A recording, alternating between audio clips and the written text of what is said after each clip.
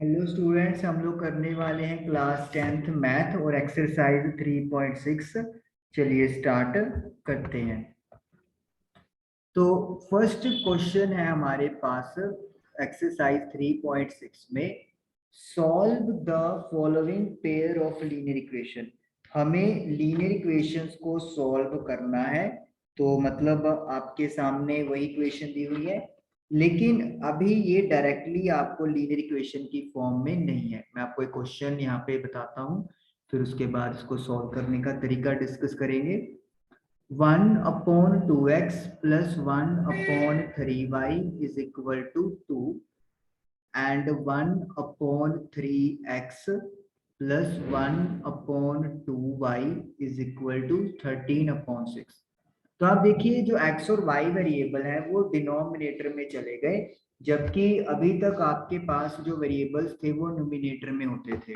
तो डिनोमिनेटर में होने की वजह से इनको सॉल्व करना डिफिकल्ट है। हम लोग डायरेक्टली रेसिप्रोकल नहीं कर सकते कि 2x plus 3y is equal to 2 कर दिया, ऐसा भी नहीं हो सकता। तो हमें इसको सॉल्व करने के लिए करना क्या पड़ेगा, हम लोग यहाँ पे पुट करेंगे 1/x को a और 1/y को b। आप देखोगे कि फर्स्ट और सेकंड इक्वेशन दोनों में 1/x और 1/y आ रहा है, तो 1/x की जगह पे a और 1/y की जगह पर b रख देंगे। तो ये बन जाएगा a/2 plus b/3 is equal to 2। LCM ले लोगे, so 3a plus 2b is equal to 2। तो ये आपका बन जाएगा 3a plus 2b is equal to 12। तो ये बन गई अपनी फर्स्ट इक्वेशन। अब सेकंड में भी यही चीज होगा, 1/x की जगह पर a रखेंगे तो ये बन जाएगा a/3, then b/2 is equal to 13/6। LCM लेंगे तो 6 एलसीएम आएगा, तो 2a plus 3 into B 3b is equal to 13 divided by 6। 6 के साथ 6 कैंसिल हो जाएगा, तो we will get 2a plus 3b is equal to 13। तो इसका मतलब क्या है, हमारे पास जो इक्वेशंस थी वो पहले प्रॉपर लीनियर फॉर्म में नहीं थी, तो हमने सब्स्टिट्यूशन किया x और y को, तो हमारे पास प्रॉपर एक लीनियर इक्वेशंस का पेयर बन गया। अब हम लोग कोई भी मेथड यूज कर सकते हैं, जैसे मैं यहाँ पर लगा रहा हूं बाय एलिमिनेशन मेथड। तो फर्स्ट इक्वेशन की जो मल्टीप्लाई है, अगर मैं a के कोफिशिएंट इक्वल करना चाहता हूं तो फर्स्ट इक्वेशन की मल्टीप्लाई 2 से कर देंगे और सेकंड इक्वेशन की मल्टीप्लाई 3 से कर देंगे। तो फर्स्ट इक्वेशन क्या बन जाएगी आपकी, 6a plus 4b is equal to 24। और सेकंड इक्वेशन क्या बन जाएगी, 6a plus 9b is equal to 39। अब 6a कैंसिल नहीं हो रहा, तो हमें क्या करना पड़ेगा, साइन चेंज करने पड़ेंगे। तो उसके लिए हम लोग लिखेंगे सब्ट्रैक्शन। तो साइन क्या हो जाएंगे, चेंज, कैंसिल हो जाएगा। 9b में से 4b गया, माइनस का 5b, 39 में से 24 गया, माइनस का 15। तो b की वैल्यू आ गई मेरे पास 3 आ गई। अब b की वैल्यू को मैं 1 या 2 किसी में भी पुट कर दूंगा ताकि a कैलकुलेट हो जाए।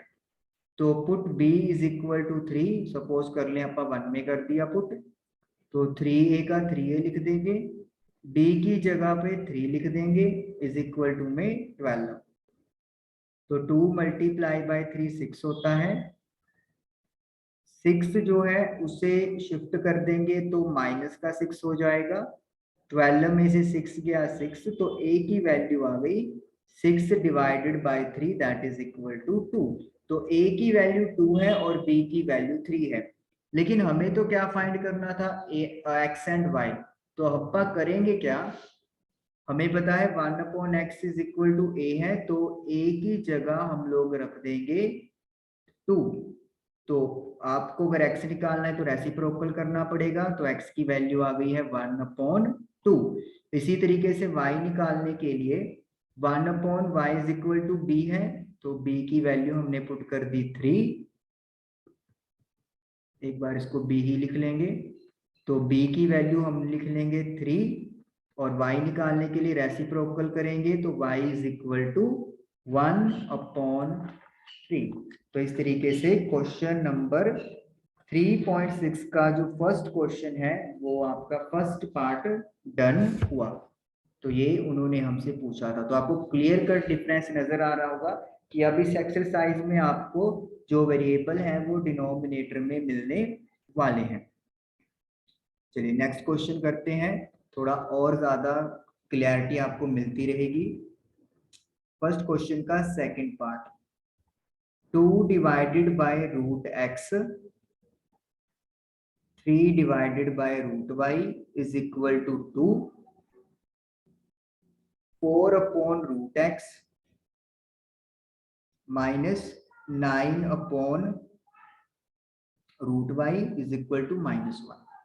तो देखिए एक्स और वाई अगेन यहाँ पे हमें नीचे मतलब डिनोमिनेटर में दिखाई दे रहे हैं, तो हम लोग 1 अपॉन रूट एक्स को a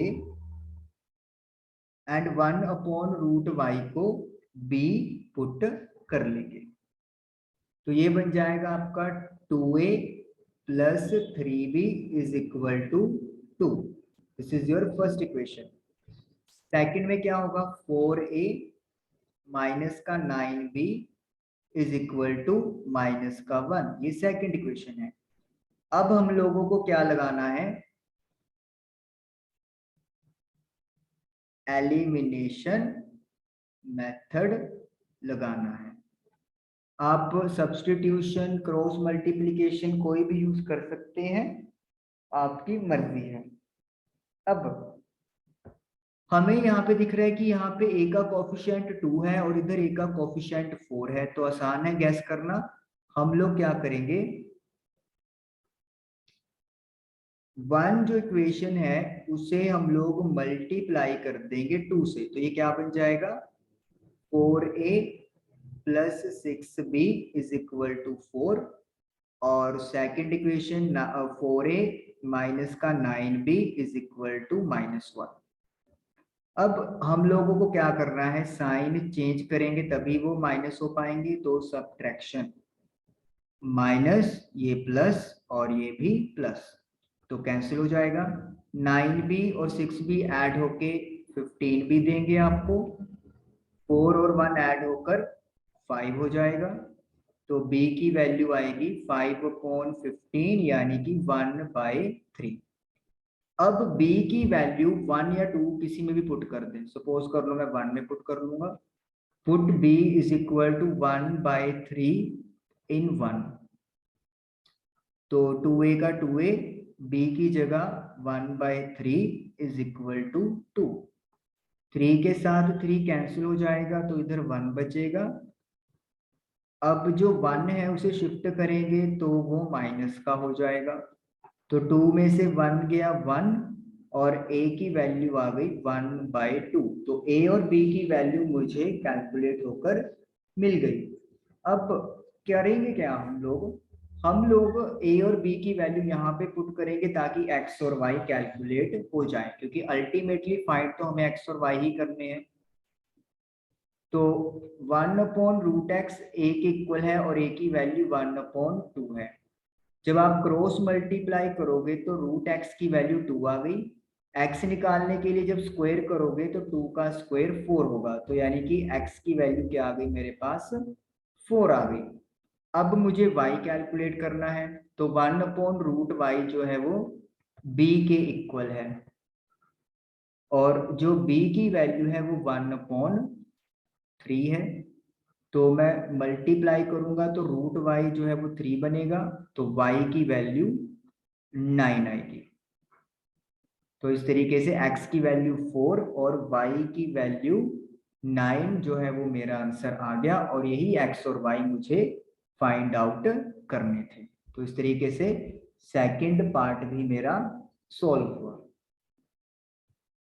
अब बात करते हैं थर्ड पार्ट की। थर्ड पार्ट में क्या है, 4/x plus 3y is equal to 14 और दूसरी इक्वेशन में 3/x माइनस का 4y इज इक्वल टू 23 है।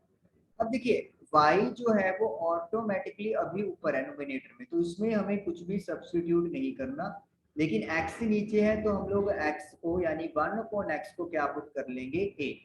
अगेन y को कुछ भी नहीं करेंगे क्योंकि y ऑलरेडी नोमिनेटर में है, तो इसीलिए सिर्फ एक 1/x को ही हमें a पुट करना है। तो ये क्या बनेगा, फर्स्ट इक्वेशन बन जाएगी 4a plus 3y is equal to 14 और सेकंड इक्वेशन बन जाएगी 3a minus 4y is equal to 23।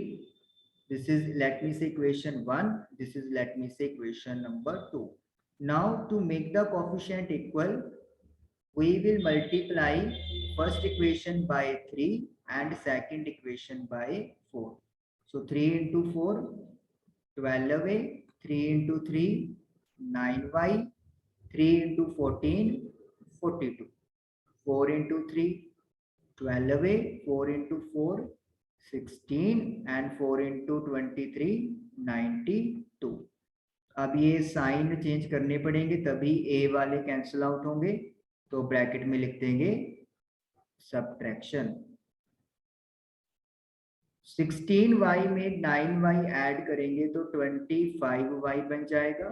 92 में 42 माइनस करेंगे तो 50 आ जाएगा हमारा नेगेटिव साइन के साथ, तो y की वैल्यू आ गई 50/25 कैंसिल आउट होके माइनस का 2, तो y मेरे पास आ गया माइनस का 2। y तो डायरेक्टली है, अब y की वैल्यू जो है वो पुट कर देते हैं 1 में, put y is equal to -2 in 1, 4 into a 4a, y के साथ किया माइनस का 2 इज इक्वल टू 14, 3 को -2 से किया माइनस का 6, माइनस का 6 शिफ्ट होके क्या हो जाएगा पॉजिटिव 6, तो 14 प्लस 6 20, तो a की वैल्यू आ गई 20/4 यानी कि 5।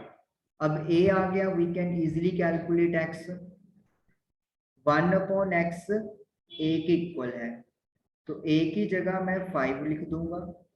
x निकालने के लिए मुझे रेसिप्रोकल करना पड़ेगा, तो इसका मतलब है x की वैल्यू आई है 1/5 और y की वैल्यू जो आई है वो आई है -2, और यही हमारा जो है वो आंसर बन गया।